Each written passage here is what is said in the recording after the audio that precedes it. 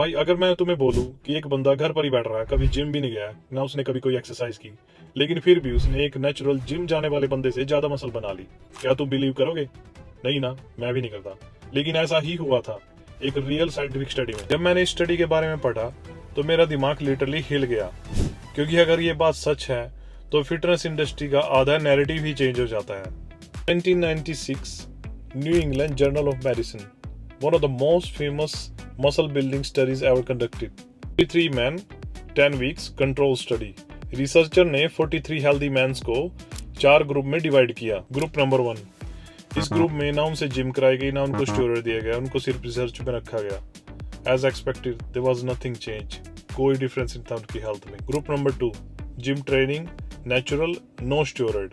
Result almost इन्होंने 4.4 pound gain किया, लगभग 2 kg मसल के करीब। Group number 3, gym training plus steroid. Result 13.4 pound muscle gain, लगभग 6 kg के बराबर। 3 गुना ज्यादा मसल गेन किया उन्होंने ग्रुप सेकंड से, जो कि नेचुरल थे। अब आता है वो पार्ट जिसने बॉडी बिल्डिंग वर्ल्ड को शॉक कर दिया था। ग्रुप नंबर 4, इनको सिर्फ स्टेरॉइड दिया गया, no training, no workout, no progressive overload, nothing. Result 7 pound muscle gain किया इन्होंने, फिर भी नेचुरल ट्रेनिंग करने वाले बंदों से ज्यादा मसल गेन किया। अब ऑब्वियस क्वेश्चन है, हाउ ये पॉसिबल कैसे है? सिंपल, स्टेरॉइड बॉडी की मसल बिल्डिंग एनवायरनमेंट को आर्टिफिशियली बूस्ट कर देता है, जिससे रिकवरी फास्ट होती है, प्रोटीन सिंथेसिस हाई रहता है, स्ट्रेंथ इंक्रीज होती है और मसल ग्रोथ एक्सेलरेट होती है। मतलब बॉडी को मसल बिल्ड करने का सिग्नल नॉर्मल से बहुत ज्यादा मिलता है। लेकिन स्टोरी यही खत्म नहीं होती।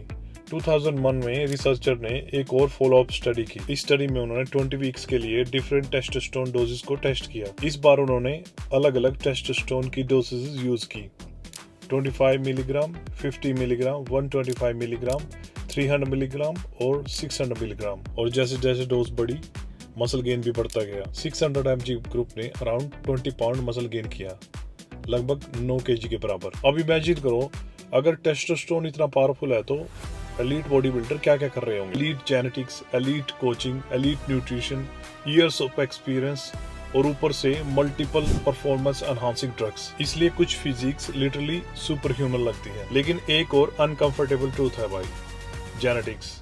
2 लोग सेम वर्कआउट प्लान फॉलो कर सकते हैं, सेम फूड खा सकते हैं, सेम स्लीप ले सकते हैं, लेकिन फिर भी कंप्लीटली डिफरेंट फिजिक पा सकते हैं। फिटनेस फेयर नहीं है, बायोलॉजी कभी फेयर नहीं होती। इसका मतलब ये नहीं कि स्टेरॉइड मैजिक है, हर शॉर्टकट की एक प्राइस होती है, एक कीमत चुकानी पड़ती है भाई।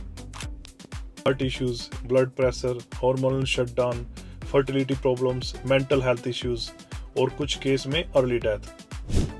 तो रियल क्वेश्चन ये नहीं कि क्या स्टेरॉइड काम करते हैं, वो डेफिनेटली करते हैं।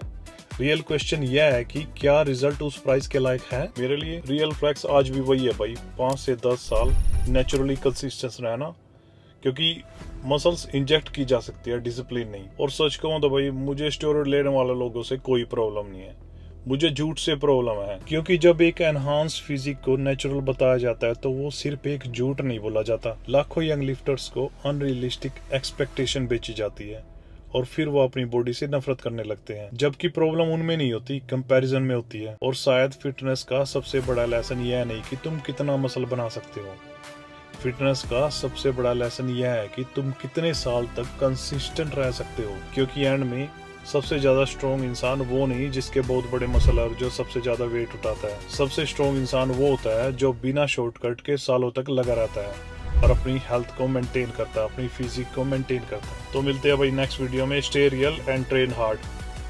Thank you.